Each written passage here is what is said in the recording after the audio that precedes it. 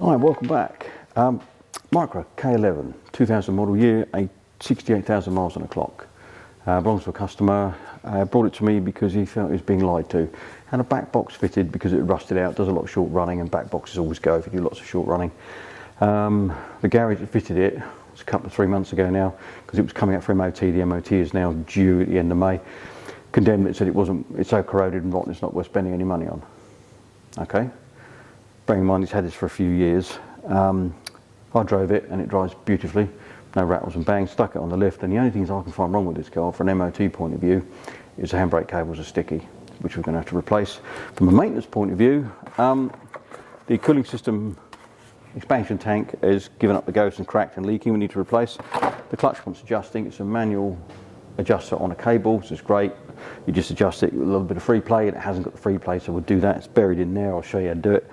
And it needs a service. That's all. It's not running badly or anything. It's just it's overdue, and he wasn't sure what to do.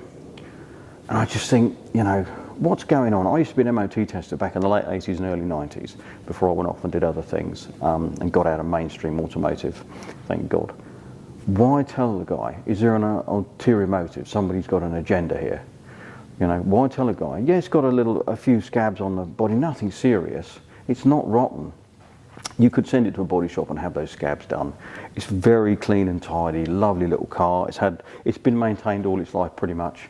So I'll rejig the camera and we'll get in and we'll do some of these little maintenance jobs. I'll do the handbrake cables, which is a bit of a faff, but you can do it on your drive on axle stands. I've done it. Just we've got a lift. So I just don't understand why he was told that it was beyond redemption and don't waste your money on it. Right, that tank there, I think you can just see it behind the battery. I'm hoping not to have to take the battery out to get it. I've taken the induction pipes out because they get in the way. This is a non-pressurised party cooling system. As your engine warms up and the water expands, the pressure release valve in your cap sends it to your header tank and it fills up. And then when the engine cools down, after you finish with it, there's a valve in the cap that opens as the water contracts because it cools down, it sucks it back into the cooling system. So this is a non-pressurised part of the system, and it's literally 2 bolts to get it out. I think it was about £15 for the actual tank. This one's done 25 years, so it's lasted. I have replaced a few of these over the years, I must admit.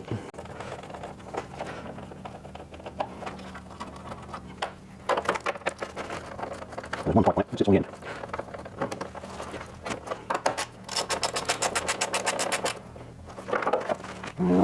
Right, that's it, yeah, we'll come out on that. Oh, it's showing up on the camera, but there is a pipe. There we go, it's that pipe there, which needs to come off. It is a little bit messy, this job. Right, release the clip, there we go. Not so sure that's the original clip, but anyway.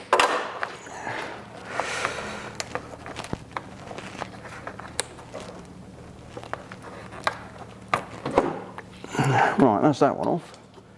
That's as complicated as that gets. Get a new one, voila. Amazing the quality of these pipes. 25 years old, they're not split or perished or anything. Yeah, this is one of these little plastic ratchet clips, so I'm not convinced that's the original, but it does the job. So there's no pressure on this bit of the system, so as long as it doesn't blow off, it'll be fine. And then put it back in, and that is as complicated as that bit gets. And we just top it up with antifreeze. Yeah, like I said, these are top quality Chinesium, and I had to elongate the hole in that top bracket by about half a hole to get it all to line up, but other than that it fits fine. So when you top that up with antifreeze and put the induction pipe back in, then I'll get you in on the clutch adjuster, which I'll have to show you with the torch and then adjust it because my fat head in there and the camera you won't see anything, but I'll show you where it is to adjust it. Right, now that arm there is your clutch arm. That is your clutch cable with the boot on it, and the adjuster is under that lock nut, and there's like a little knurled nut there. This arm should have, I don't know if I can get my hand in there and film at the same time, should have a little bit of free play in it, backwards and forwards, and this one's not, which means that your clutch release bearing or thrust race is pressed up against your clutch pressure plate running all the time, and it's not meant to be. So you won't see me adjust it, but I'll get back in it when I have adjusted it and show you what it's supposed to look like. Right, hopefully you'll be able to see what I mean. That arm is supposed to, if I can get in the other side, I'll get the pliers on it, maybe I can show you. But basically, that is supposed to have a little bit of play on it, so it wobbles backwards and forwards. If you can just about see the mechanism moving there. It's spring loaded to pull the thrust release bearing off of the pressure plate, and now there's a bit of free play. It's not constantly spinning now, and it won't wear out so fast. As simple as that. And if you're doing routine maintenance, it's being serviced correctly, which unfortunately in a lot of places it doesn't happen. This is done as part of routine maintenance, but obviously this is an older vehicle, so a lot of routine maintenance does tend to go west. Now, I popped the air cleaner out, and as you can see, that hasn't been changed for a while.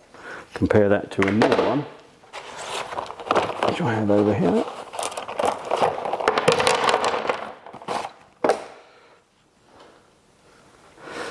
Now, get both the same way around. There you go. Old, new.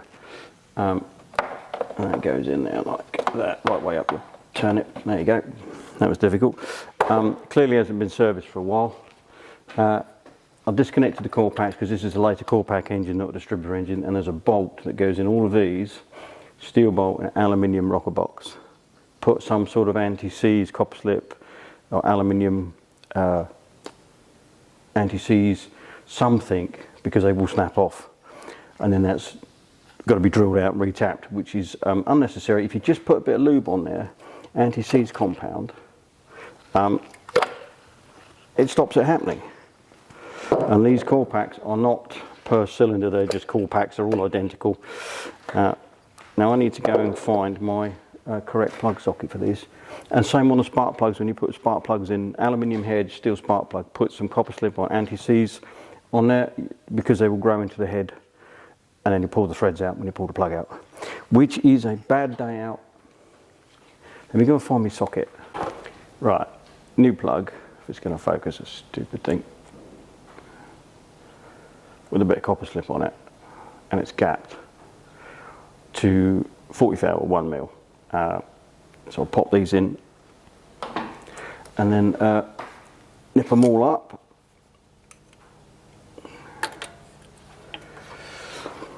Nothing very complicated about any of this.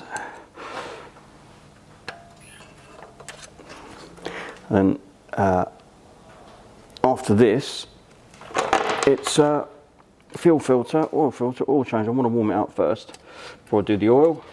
And that's pretty well much this dealt with. Handbrake cables, and we'll get set up to do the handbrake cable.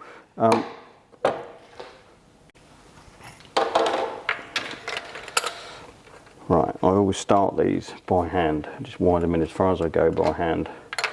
Less chance of cross-threading things, especially an aluminium head.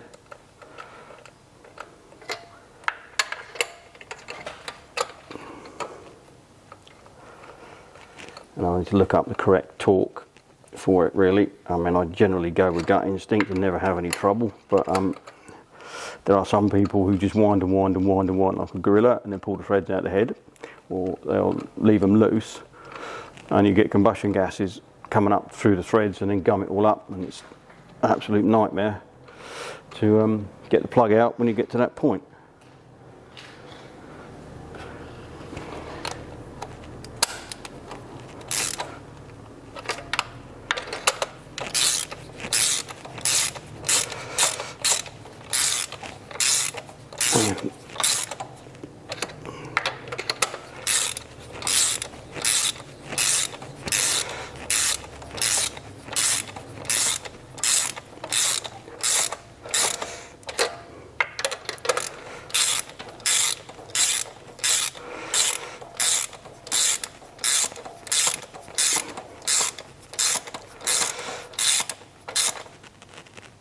Right, I need to go and look up the torque setting for those plugs, because I don't remember off the top of my head. Right, I looked it up and it's 19.6 Newton meters torque for these, which isn't very tight, so you don't need to swing on it like a gorilla.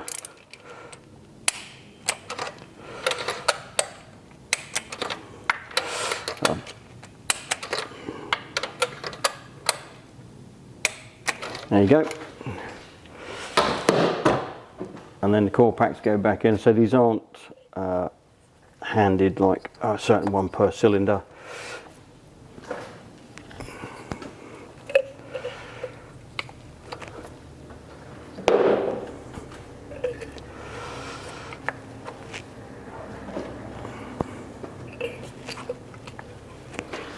So, and then I've coated all the screws with a bit of copper slip or anti-seize compound of one's choice. It's all just preventative maintenance. It makes life so much easier.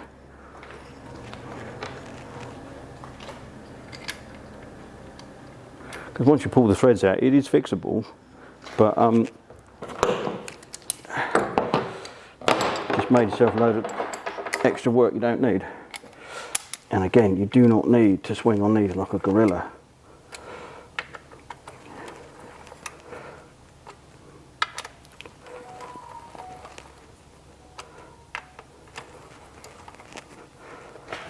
I mean, I basically go, you know, a finger nip like that. That's all you need. They will not come out. That's it. So,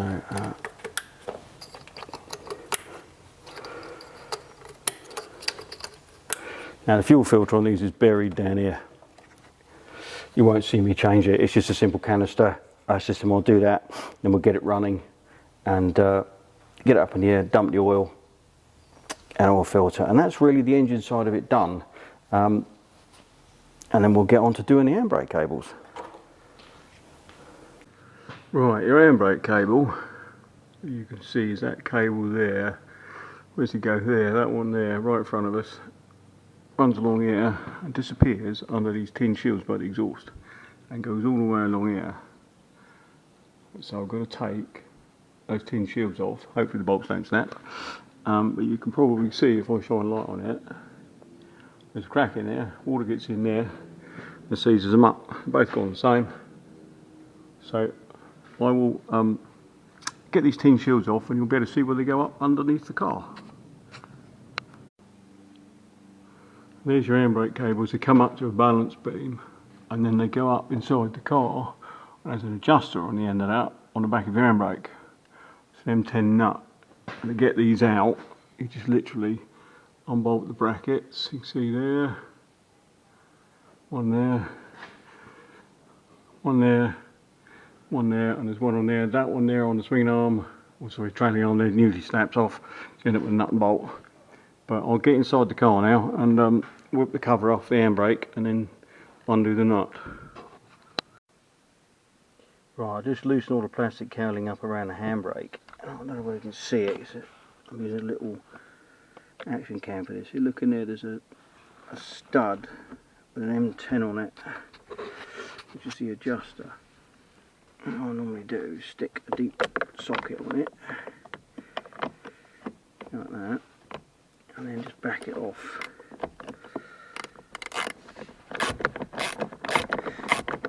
So when you put the handbrakes, you've got to take the rear brakes apart. So when you put it all back together, you want to make sure your shoes are set up right on the drums. And then you can adjust it up on here. You don't want to be trying to do it with this adjuster wound out like it is. Get the shoes right on the drums first, and then adjust the handbrake travel up at this end when you finish.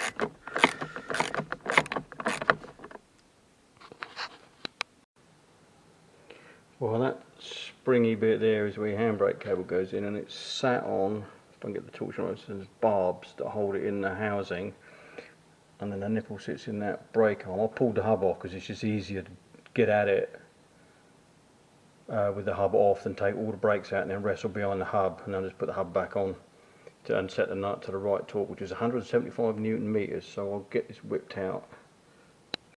Right. All buttoned back up to the right torque. Somebody had been in here before me and done these up so damn tight it was my impact could barely get them off. It was flat out. if you over tighten them, all you do is knacker your wheel bearings prematurely. So again, it needs to be done correctly. But remember at the beginning of the video I said about the exhaust shop put a rear box on this because it was done. Well, they didn't replace the rubbers. There's 3 rubbers that hold the exhaust rear box on. Look at the state of that. It's probably the original. They didn't replace those. Explain that. The moral of the story is, if you think you're being lied to, find someone else, a little independent. Don't go to these big places. You know, some of them are, not all of them, but some of them are definitely got something going on.